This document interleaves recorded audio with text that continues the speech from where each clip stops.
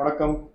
மற்றும் ஒரு பதிவில் உங்களை சந்திப்பதில் மிகுந்த மகிழ்ச்சி அடைகிறேன். நமது பதிவுகளை நீங்கள் சப்ஸ்கிரைப் செய்யாமல் பார்த்துருந்தீங்கன்னா அவசியம் சப்ஸ்கிரைப் பண்ணிட்டு பாருங்க. வாங்க இன்றைய பதிவை பார்ப்போம்.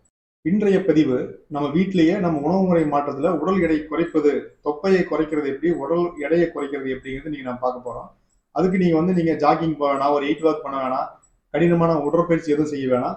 இந்த உணவு முறையை நீங்கள் ஃபாலோ பண்ணீங்கன்னா போது உங்கள் உடம்பு கழிவுகள் வெளியேற்றப்பட்டு கொழுப்புகள், கெட்ட கொழுப்புகள் உருக்கப்பட்டு உங்கள் உடல் எடை படிப்படியாக குறைவதை உங்களால் பார்க்க முடியும். இன்னைக்கு என்ன முறையில நம்ம உடல் எடையை குறைக்க போறோம் அப்படின்னு சொன்னா, முட்டைக்கோசில் சமோசா.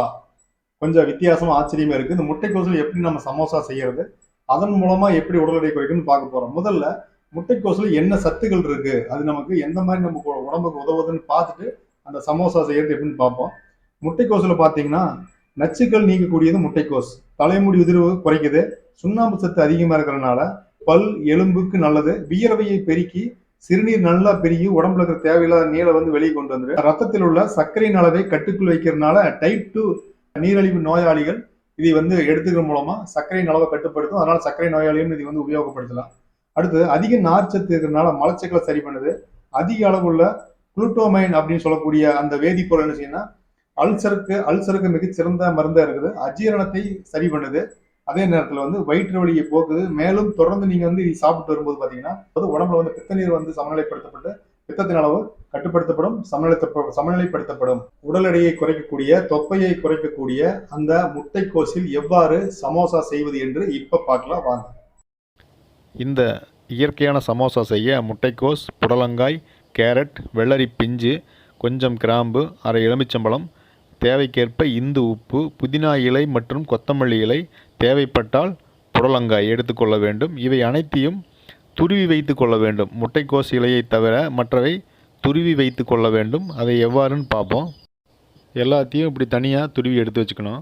8 வகையான கலவைகள் நாம் இங்கே வச்சிருக்கிறோம். இது என்ன அப்படின்னா, சுரக்காய், இளம் சுரக்காய், கொஞ்சம் கொத்தமல்லி அல்லது புதினா தலை, அடுத்தது கேரட் இருக்கு, இங்கே வெள்ளரி பிஞ்சு இருக்கு, மிளகுத்தூள் இருக்கு, எலுமிச்சம்பழத்தினுடைய சாறுக்காக எலுமிச்சம்பழம் இருக்கு, இங்கே கிராம்பு இருக்கு, இங்கே இந்து உப்பு இருக்கு. இதை வச்சு உடல் எடை குறைக்கிறதுக்காக எப்படி நாம இயற்கையான காலை உணவு மற்றும் சமோசா தயாரிக்க போறோம் எப்படின்னு பாருங்க.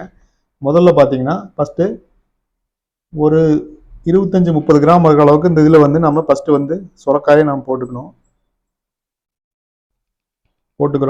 மேலே மிளகுத்தூள் லைட்டாக கொஞ்சம் இந்த அளவுக்கு ஒரு சிட்டி அளவுக்கு தூவி விட்டுக்கிறோம். மறுபடியும் கொஞ்சமாக ஒரு 4 கொத்தமல்லி இலை அது மேலே வச்சுக்கிறோம். மறுபடியும் கேரட் கொஞ்சம் அது மேலே தூவி விடுறோம். போட்டாச்சு. மறுபடியும் கொஞ்சமாக இதெல்லாம் பார்த்தீங்கன்னா பாருங்க தான், இதில் கொஞ்சமாக தான் இருக்கும். நீங்கள் நிறையா போட்டாதான் காரமாக இருக்கும். ஒரு சுவை மாற்றுறதுக்காகத்தான் போட்டாச்சு. மறுபடியும் வெள்ளரி பிஞ்சு அதையும் நாம் மேலே தூவி விடுறோம். தூவி விட்டாச்சு. இதுக்கு மேலே லேசாக கொத்தமல்லி இலை நாம் தூவி விடுறோம். கொஞ்சம் மிளகுத்தூள் அதையும்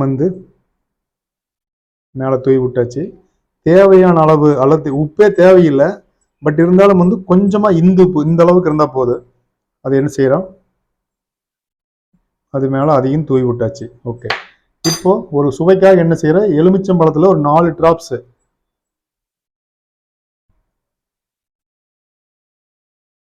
எலுமிச்சம்பழம் உடல் எடை குறைக்கிறதுக்கு நம்மளுக்கு நிறைய உதவிக்கிறதுனால இது ஒரு சுவைக்காகவும் அதுவும் ஒரு இன்கிரீடியன்ஸை நம்ம யூஸ் பண்ணிக்கலாம். மேலே புளிஞ்சு விட்டாச்சு.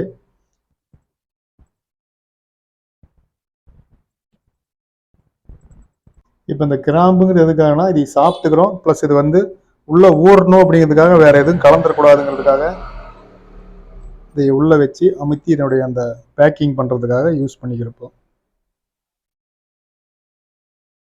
ஓகே. இப்போ பார்த்தீங்கன்னா நம்மளுக்கு இயற்கையான ஒரு சமோசா ரெடியாக இருக்குது. இதுலேயே கட்லெட் எப்படி செய்யறதுன்னு பார்க்கலாம்.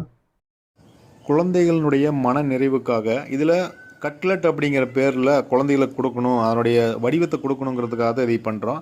இதில் இன்னொரு மிக முக்கியமான சிறப்பு என்னென்னா, இதில் ஆயில் யூஸ் பண்ண போகிறதில்ல, நம்ம வேக வைக்க போகிறதில்ல. நோ பாயில் நோ ஆயில் அப்படிங்கிற மெத்தட் தான் அது.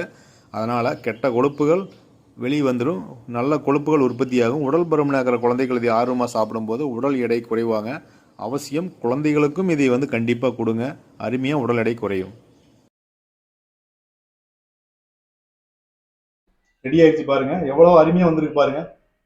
பாருங்க சூப்பராக வந்திருக்கு. இதான் கட்லெட் மாதிரி பண்ணுது, அதுவும் நல்லா வந்திருக்கு பாருங்க. சமோசாவை சாப்பிட எப்படி இருக்குன்னு பார்ப்போம். எங்கிருந்து ஆரம்பிக்கலாம்? ஓகே,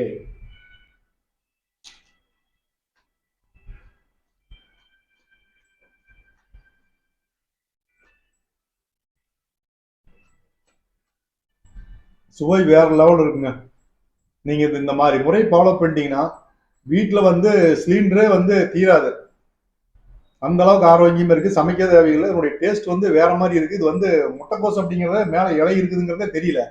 உள்ள இருக்கிற சுவை, அந்த மிளகு, அதனுடைய எலுமிச்சம்பழத்தினுடைய சாறு, இந்த கொத்தமல்லி இலை, கிராம்பு, எல்லாமே வந்து மிளகுத்தூள் எல்லாம் சூப்பரா வந்திருக்கு.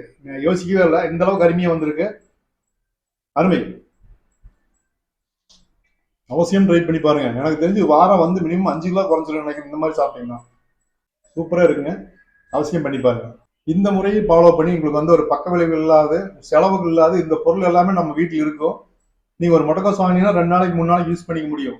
அந்த மேல் தோலை கழுவிட்டு யூஸ் பண்ணிக்க முடியும். அதே மாதிரி ஒரு கேரட் போட்டீங்கன்னா மினிமம் வந்து 2 பேருக்கு ஒரு 4 சமோசா பண்ணீங்கன்னா 2 பேருக்கு வரும். அல்லது ஒருத்தர் சாப்பிட்டீங்கன்னா காலை உணவு கரெக்டா இருக்கும். இந்த பதிவை பொறுமையாக பார்த்தவங்களுக்கு மிக்க நன்றி. மற்றும் இதே போல் ஒரு சிறந்த பதிவில், ஒரு ஆக்கப்பூர்வமான பதிவில், ஒரு ஆரோக்கியமான பதிவில் மீண்டும் சந்திப்போம். அதுவரை உங்களது விடைபெறுகிறேன். மீண்டும் சந்திப்போம். நன்றி, வணக்கம்.